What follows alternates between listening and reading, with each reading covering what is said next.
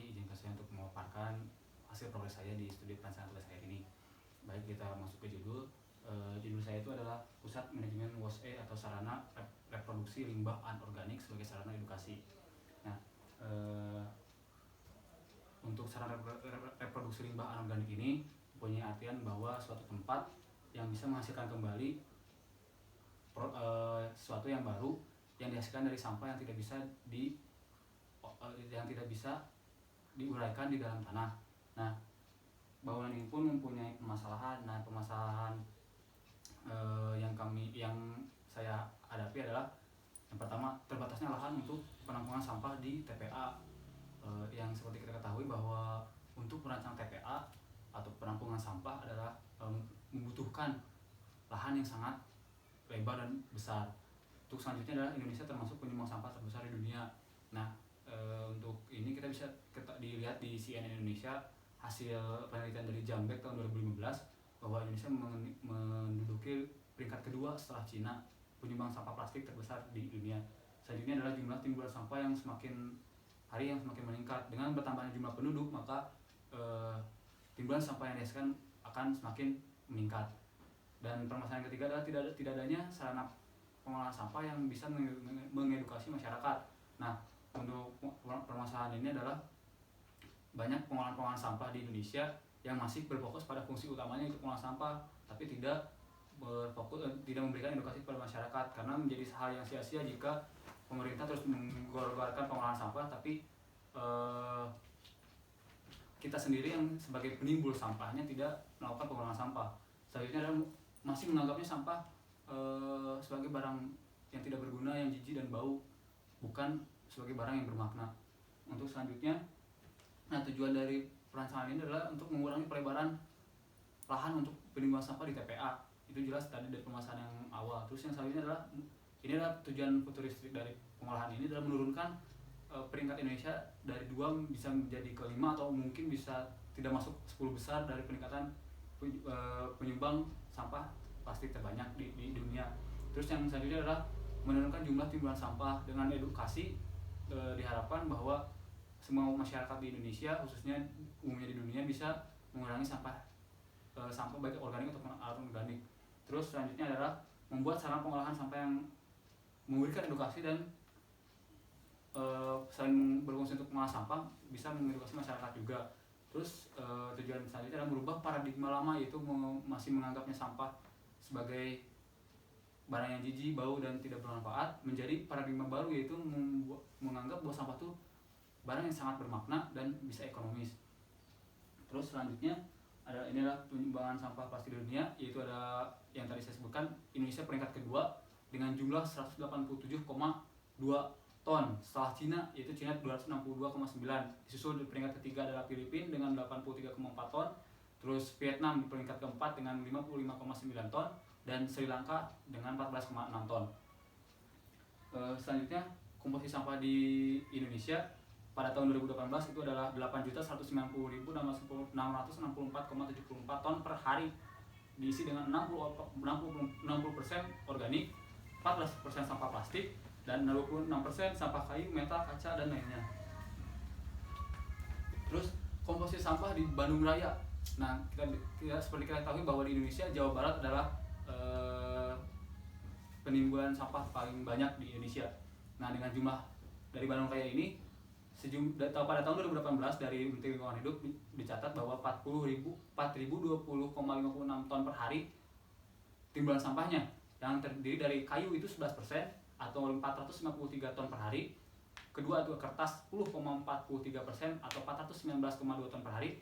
Terus selanjutnya ada plastik 14,64% atau 588,64 ton per hari.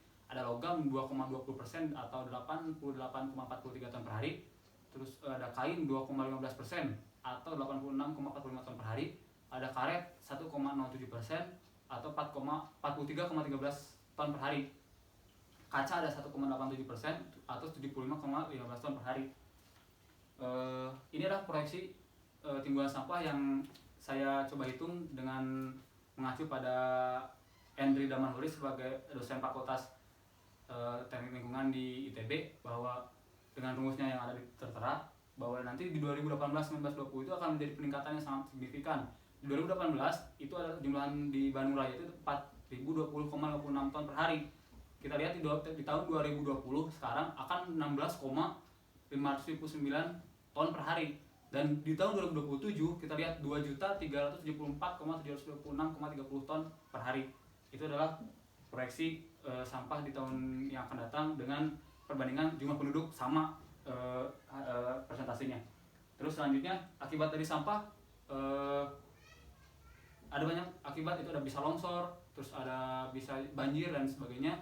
Terus bahkan bisa merusak biota-biota laut yang sekarang lagi rame-ramenya itu dengan banyaknya timbulan sampah di lautan.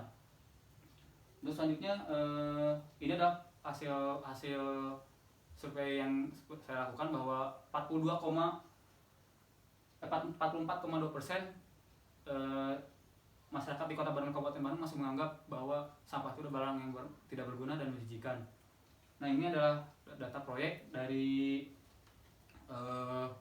yang saya lakukan. Itu adalah Pusat Manajemen MOSE ini adalah jenis proyeknya adalah fiktif, temanya adalah edukasi, yaitu sebagai tujuan yang tadi. Terus konteks proyeknya bangunan publik dan fasilitas umum. Terus sumber dananya dari pemerintah, institusi swasta, pemilik proyeknya adalah pemerintah. Terus land use yang saya lokasi dipakai ini adalah sebagai hutan lindung, peternakan, pertanian, perdagangan, kasus ada fasilitas umum dan fasilitas sosial. Nah, lokasi itu di Jalan Nagrek, di Kecamatan Nagrek. Nah, KDP di sana 30%, KLB-nya 0,6%, KDH-nya 64,%, GSB-nya 6 meter dan luasnya 2,3 hektar. Nah, ini studi banding yang saya lakukan itu di PDU Jambangan Surabaya, itu pusat daur ulang di Surabaya, dan Sunset Park Recovery Facilities. Nah, ini tuh di New York. Nah, dari kesimpulan ini yang perbedaannya signifikan adalah dari jenis sampah yang dikelola. PDU Jambangan itu organik dan Sunset Factory Recovery itu anorganik. Nah, dari pendistribusiannya juga pun berbeda. Dua hal yang berbeda di studi banding ini. Yang pertama itu adalah jenis sampah. Yang kedua adalah pendistribusian dari recovery ini langsung ke pabrik-pabrik membuat plastik baru. Sedangkan ini karena ini kompos bisa yang butuhkan yang datang ke PDU Jambangan. Nah, dari hasil studi banding ini saya mendapatkan pengguna fasilitas sarana reproduksi limbah ini. Yang pertama ada pekerja, pengunjung, pengelola. Nah, untuk pekerja itu ada satpam, supir, alat berat, resepsionis, guide, teknis, office boy, karyawan, desainer, dan gardener. Untuk pengunjung saya bagi dua, ada pengunjung edukasi dan pengunjung bisnis. Untuk pengelola, direktur kepala pengolahan sampah, manajer, pengawas, sekretaris, administrasi, kepala staf, kepala divisi, desainer, marketing, handcraft, kepala teknisi. Untuk selanjutnya kita langsung ke kebutuhan ruang. Nah, kebutuhan ruang ini ada beberapa fasilitas, itu fasilitas parkir, lobi, fasilitas penjualan atau komersil, fasilitas edukasi, area utilitas, fasilitas pengelola, fasilitas pengolahan, dan fasilitas taman. Terus selanjutnya ada fasilitas musola, fasilitas servis, dan fasilitas food court.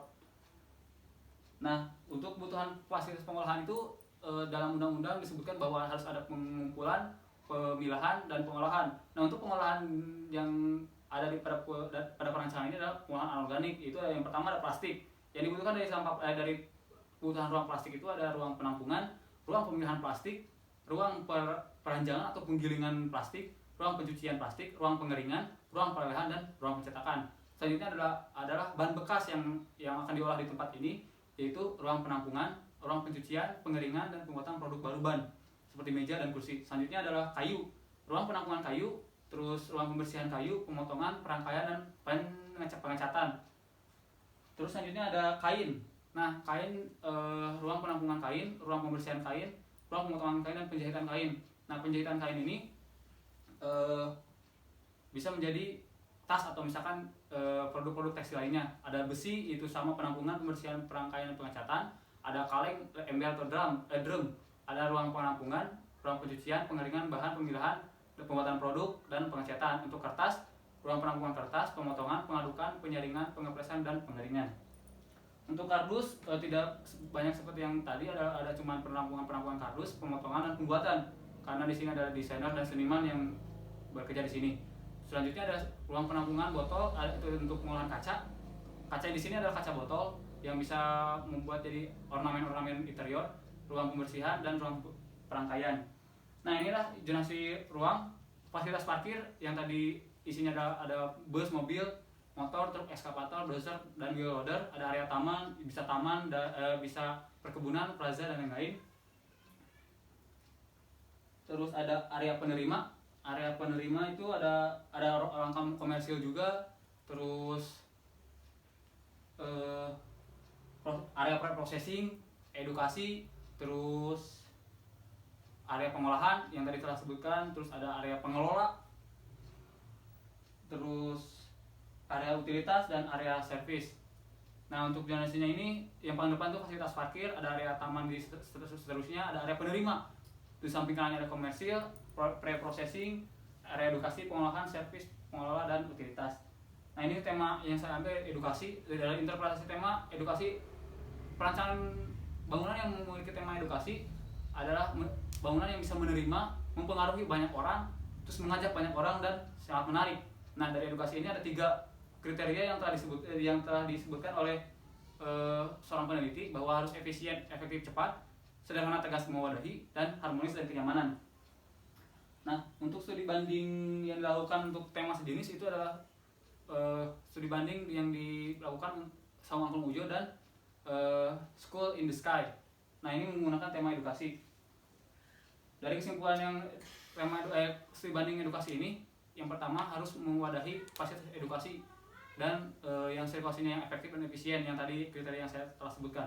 Untuk selanjutnya adalah lokasi. Nah, lokasi ini saya di Kabupaten Bandung, lalu di Kecamatan Nagreknya, terus di Desa Nagrek.